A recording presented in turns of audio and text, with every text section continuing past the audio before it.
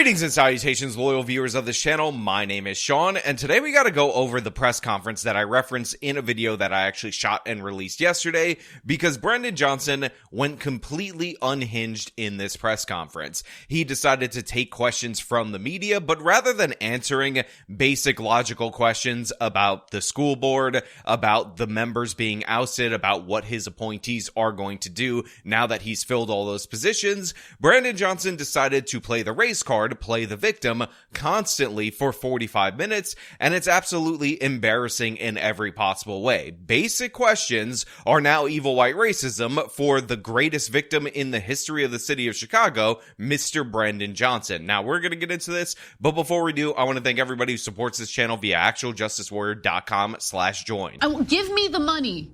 Give me the money. Okay. So it's important for you guys to understand the setup to this. Now, I do have a full video breaking this down in greater detail, but the long and short of it is as follows. Chicago has a budget deficit. Brandon Johnson has spent money on a bunch of frivolous government programs, and in addition to that, he also has been spending money on illegal migrants because he's trying to save face, and now Brandon Johnson is trying to also pay off the teachers union, which he was a member of, because they're his biggest constituency. They supported him the most of any group during his primary campaign, which is essentially all you need to win to become the mayor of the city of Chicago. So Brandon Johnson wants to give the teachers a 9% raise. And again, you might not be against that on its face. You might not be against that superficially, but the fact of the matter is he does not have the money to do so. So what he is trying to do is to get the school board to borrow $303 million at a high interest rate in order to cover that campaign promise to the teacher, kick the can down the road, and make the taxpayers pay for this raise so that he could pay off this constituency. But the CEO of Chicago Public Schools said absolutely not. He rejected the proposal. He said it's fiscally irresponsible, and Brandon Johnson has been raging out for weeks based on the fact that the CEO won't do this. And recently, he got all members of the Chicago School Board, once they refused to get rid of Pedro Martinez, to resign, and now he's replacing the school board with his puppets. And this is the press conference where he announced that. And to be clear, when I say Brandon Johnson is unhinged in his explanation of events, I absolutely mean it. This is a clip that I showed you yesterday, but I want you to understand that this was from his pre-planned speech, his pre-planned remarks. Status quo, the past mistakes that have left our students behind, we're not doing that. And then the so-called exports, the so-called fiscally responsible stewards are making the same argument when our people wanted to be liberated and emancipated in this country. The argument was, you can't free black people because it would be too expensive. They said that it would be fiscally irresponsible for this country to liberate black people.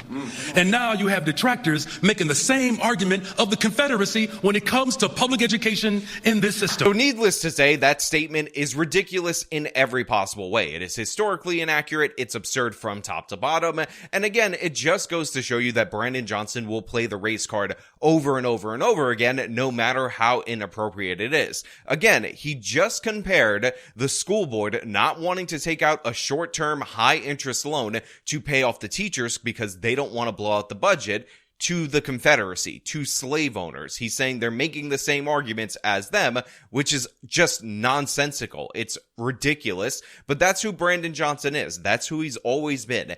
Every scenario that we've gone over, every controversy that he's ever been in, he said, you know what? The only reason people are coming after me is because I'm a black person and they're a bunch of evil white racists. And this setup is ridiculous in addition to what he is saying, because he loaded up the backdrop of him with black people, and you can hear them chanting like, yeah, to everything that he says. And this is exactly the same thing that Eric Adams did when he was indicted. He had all these people dressed in African garb. You said before and after that you supported those rent increases. In Nassau, they had a 0% rent increase. Why in New York City, where the real estate is controlling you, Mr. Mayor, why are we having these horrible rent increases last year and this year? Okay, first, if you're going to ask a question, don't point at me and don't be disrespectful to me. I'm the mayor of this city, and treat me with the respect I deserve to be treated. I'm speaking to you as an adult. Don't stand in front like you treated someone that's on the plantation that you own. This is what the super mayor, Tiffany A. Henyard, did, where she says that you're beating and attacking on a black woman. Because y'all got false narratives out there, and y'all should be ashamed of yourself. Y'all black. Y'all are black. And y'all sitting up here beating and attacking on a black woman that's in power. Y'all should be ashamed of yourselves. All the stuff that y'all did to get people to come to our community, to just diss and down our community. Shame on y'all. And you would figure at some point, after seeing this pattern of behavior where a black politician gets into controversy and they blame evil white racism, they load up their backdrop with black people, that they're doing exactly what they're doing, which is cynically playing the race card. But Brandon Johnson takes this into the Q&A segment, and that's really what we got to go over. So, Mayor, to the outside world, this kind of does look like, because the CTU was your biggest backer, to some it may look like a coup by the CTU to get rid of the board members who would not do your bidding and fire Pedro Martinez. Can you respond to that? What's the question? So I decided that I'm going to drop you off in a softer portion of this interview right here, just so you can understand the fury that Brandon Johnson has at any questions of him before he really pushes into the racism allegations, because this question right here is obviously perfectly fine and acceptable. Brandon Johnson got into a dispute with the school board and the CEO, Pedro Martinez, over the fact that he wants them to take out this high interest loan in order to pay off the teachers, which is his constituency. You have a reporter describing this as a coup against the school board in order to oust him, and he asked Brandon Johnson if these new school board members are going to do exactly that. Question. The question is, this looks like a coup by the CTU to get rid of Pedro Martinez. Was there collaboration with the CTU on your part to make this happen so that you could fire Pedro Martinez? So every single mayor in the history of Chicago has had the authority to appoint board members to multiple boards. Guess who still has that authority? The mayor. This mayor does. Thank you. And Brandon Johnson doesn't want to answer the question, so he decides to say, listen, I have this authority just like every mayor in Chicago, implying that again, in the beginning, that this is just an evil white racist question, that you dareth question his ability to appoint these members. But again, if you pay attention to the actual question, what people are asking, or what this reporter is asking, is whether or not they're going to do what we all know that these new board members are going to do, which is oust the CEO because Brandon Johnson disagrees with them. And by the way, people ask this question throughout the course of this press conference, and Brandon Johnson gets increasingly more hostile when that is asked. I'm wondering if any of the board members can answer this question. Actually, if all of you can, maybe even just a show of your hands. How many of you support taking out a we're not doing that. We're not doing that. We're not doing that. For a teacher's contract? If you have a question for the mayor of Chicago, you can ask me a question. What you are not going to do is litigate what the board has the authority to do once they're appointed. You can ask that once they are appointed. No. I'm not going to do it. It's disrespectful. Do you have a question for me? I just want you guys to all pause for a second and realize how ridiculous this whole circus actually is. Brandon Johnson ousted 7 members of the previous school board. He has targeted the CEO of Chicago Public Schools for removal, specifically based on this loan issue. This is a press conference where he is announcing 6 of the 7 replacements that he is going to appoint as his puppets to take out this loan. Everybody understands that this is the direction that he's going. But when they're asking him the most rudimentary question, which is the issue of the day, the whole reason why these people were removed and these new people are being installed, Brandon Johnson cuts her off before she finishes. He's like, you're not going to ask that question. You can only ask them after they're appointed what they're going to do. This is like a different version of Nancy Pelosi's you have to pass the bill in order to find out what's in it. You don't get to understand the direction that Brandon Johnson is going in until after it's already implemented. Again, absolutely tyrannical behavior, ridiculous and absurd. And by the way, Obviously, the implication is this reporter, evil white racist, filled with evil white racism, for daring to ask what people who are appointed to the school board are going to do on the most pressing issue for the school board once they're there. Okay, I'm sorry that you brought them up here, and it is a Do you have a precedent, question for me? Ask me the question. Okay. Ask me if I support, I'm going to help you out. Yeah. Ask me the question if I believe that we should invest in our children and make sure we don't lay off brown and black women. Yes. Yes.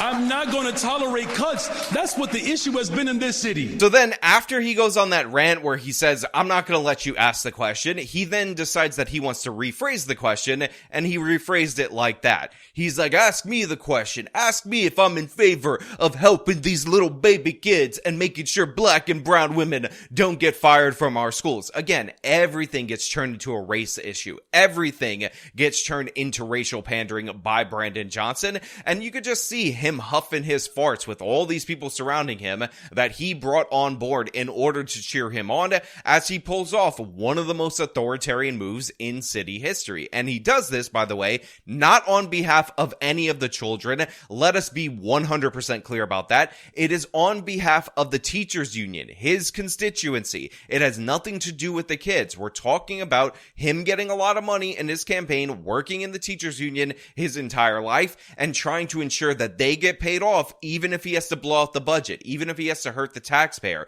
even if he has to borrow money at an insanely high interest rate to do so. You know what a better question would be? What are you willing to do with your power to ensure that a school district that stuffed black children in Willis wagons? What you should be asking me is, what are you willing to do when you had a district that have laid off black women? You should be asking me, what am I prepared and willing to do to ensure that our children get the education that they deserve? Anything necessary.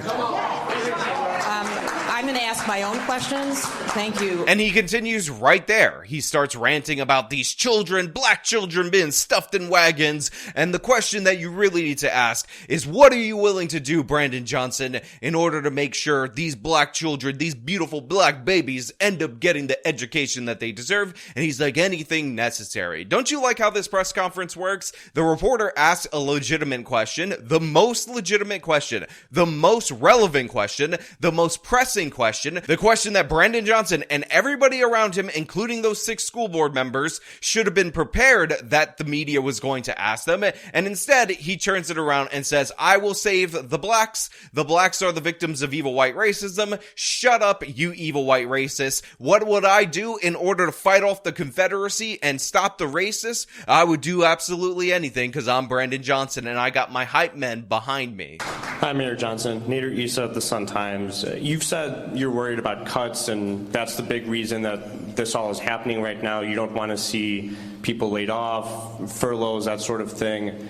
Do you have any sense of the magnitude of cuts you would be expecting if there were to be a shortage of money in the spring? So here you have a softer question from somebody in the media where they're talking about what happens if you don't get your budget, if you don't get this money, if you don't bankrupt the taxpayers with this high interest loan that the city of Chicago can't afford. And Brandon Johnson decides that he's going to take this soft setup and again use it to make a point about evil white racism. And he's also, as a bonus, going to fake cry during the course of his answer. So get ready, get your Oscar voting skills out and judge his acting, because you're about to see it on full display. And I'm going to guarantee you, with this setup, with me poisoning that well, it's going to be embarrassing.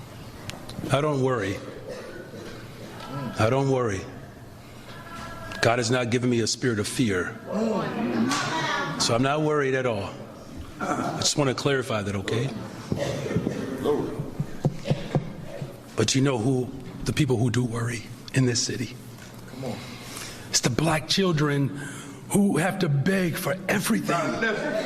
Everything. It's the children who don't have somewhere to lay their head. Those are the people who worry. It's the teacher who did everything in their power to show up for this school district, and then the school district turns on them and says, you don't deserve the job.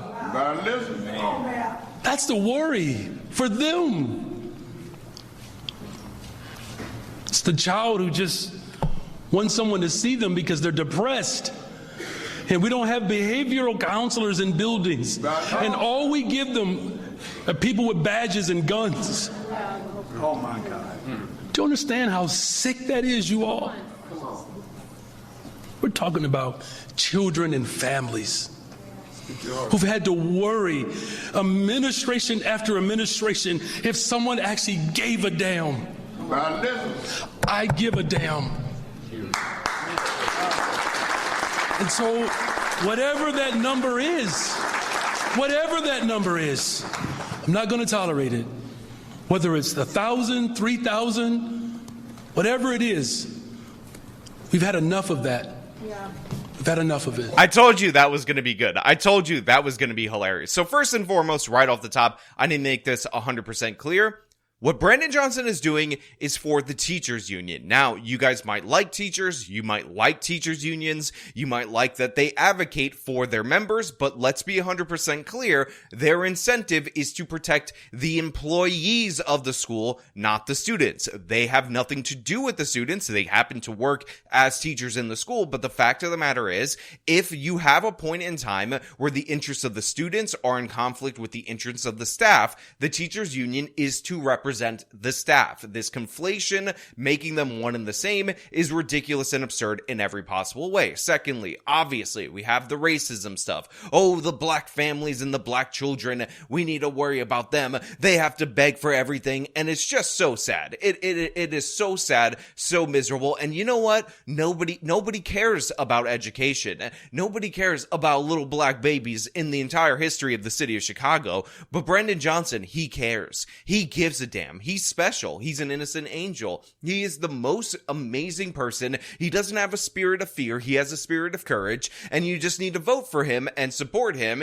even though, again, he is trying to bankrupt the adults, the taxpayers in the city of Chicago. This is absolute madness from top to bottom. The cheering along with people going, yeah, right there, and all that absurd, insane, ridiculous. But this is just Brandon Johnson flexing his power, and I will say he was in fact elected to do this. Because unlike in New York City, for example, where Eric Adams ran as the toughest candidate on crime, not the softest, the toughest candidate on crime, and he was overwhelmingly supported by areas that had the highest rates of violent crime, Brandon Johnson ran as the softest, and he was voted into office by those high crime areas, by the areas with the absolute worst schools. So they knew that Brandon Johnson was going to pull crap like this, that he was going to pull police officers out of these dangerous schools, that he was going to throw away a ton of money in order to benefit the teachers union over the students, and they voted for him anyway. They voted for him because he ran